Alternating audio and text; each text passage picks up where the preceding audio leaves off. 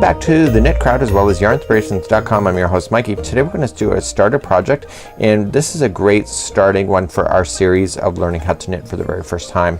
So it's using Lily Sugar and Cream. It is a dishcloth, so you're going to want cotton yarn, which Lily Sugar and Cream is, or you can use Bernat Handy Crafter yarn as well in order to make it work. So we're just going to be able to do this stitch. It's called the knit stitch, and it's just back and forth, and when you do the knit stitch back and forth, it's referred to as the garter stitch.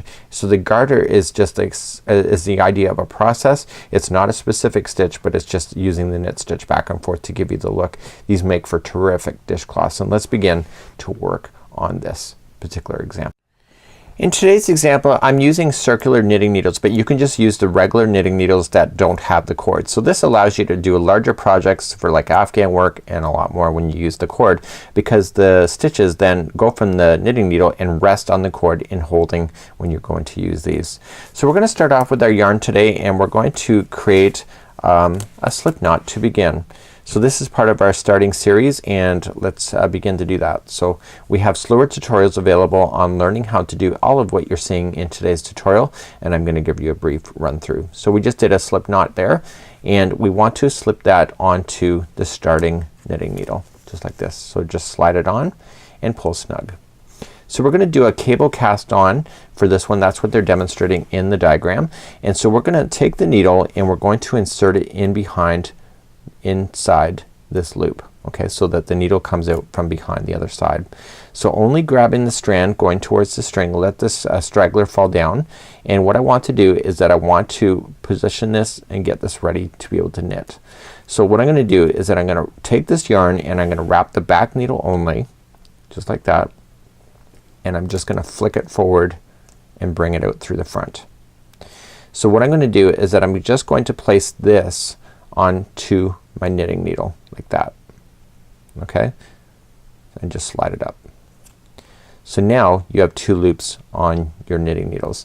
So in this particular example that we have to get a certain amount of stitches in order to go across, but let's focus on this particular cast on first. So in order to keep casting on, you have to insert the needle between the loops. So normally sometimes you can actually go into the next stitch itself, but in this case I want you to go directly across right in between the two loops like that. Okay, this requires a little bit of practice, and you're gonna wrap that back needle and you're just gonna apply a little bit of tension, and you're going to bring it out through the front like that, and then you're going to place that onto the knitting needle. I'll demonstrate this a few times, and then just pull things a little snug, but don't go too crazy with the tension. So your next one then is in between this next two right here. So just insert in, go directly across, okay, so you're not appearing to go into any of the loops, and I'm really tight for tension, and I'm gonna wrap that back one again, right so, and I'm gonna bring that yarn through the two like that. So this is called a cable cast on like that. So okay, so you just keep moving down the chain until you get the number of stitches that you need in order to match that. So let me demonstrate again. So straight across, again I'm a little tense, you'll have to get used to this one. It's kind of a tough cast on in that sense, but once you get used to it, it's actually pretty good. And then you bring it forward like this, and then just slide it onto the knitting needle. So I'm gonna slide that one right back on, and I'll try it again. So you know, it's a beginning series, so that will happen to you. You got to just keep your hands on everything, and using this finger back here, you want to stabilize it instead of just popping it off like I did before. So if you rush the process, sometimes it's a lot harder. So I want you to continue to go across and do the cable cast on just like this, and you will get used to it, and your tension will then relax as well. So let's continue along, and let's move on to the next part. So you want to do a total of 38 of these loops for the dishcloths. I'm just gonna stop earlier because it doesn't matter how many I do, because the concept is still the same. So I leave that to you in order to get your 38. If you want to go 40, that's up to you. 38 is a good number. So what you want to do is start off with the knit stitch. So you want to stick the needle into the first loop, so it crosses over into the back side. So if you look between them, there's no yarn there, and all you're just gonna do is take the other strand here. So you're doing this, keep the strand on the other side. So if you are at this process here and the strand is coming up over the top, you know that it's wrong. So you gotta make sure that yarn on the first one you go is originating from the back of the project. So just wrap around the loop like so, and just move it down, flick it forward, there's the loop there, and just carefully slide off that first one. Okay, so you're just gonna keep moving down. So just go into the next loop. See how I'm using this finger back here to stabilize that as I'm holding it into position so it doesn't just run away on me.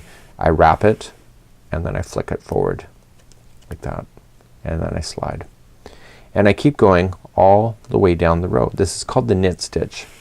So the term the garter stitch is just the knit stitch going back and forth on the rows. There's no fancy work.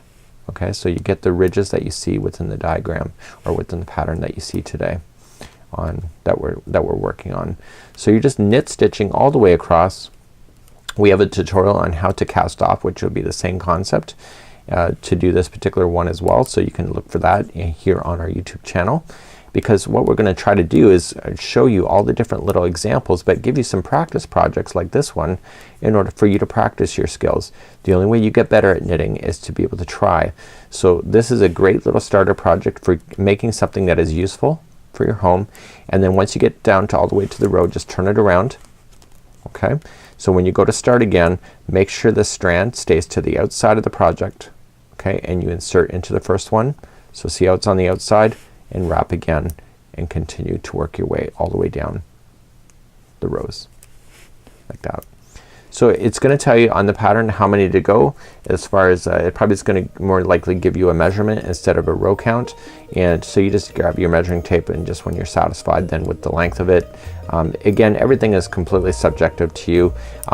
This is a really great starter project in order for you to understand how to use the knitting needles, what exactly to look for, and etc. So if you're looking to do a quick little dishcloth, this is a great little idea.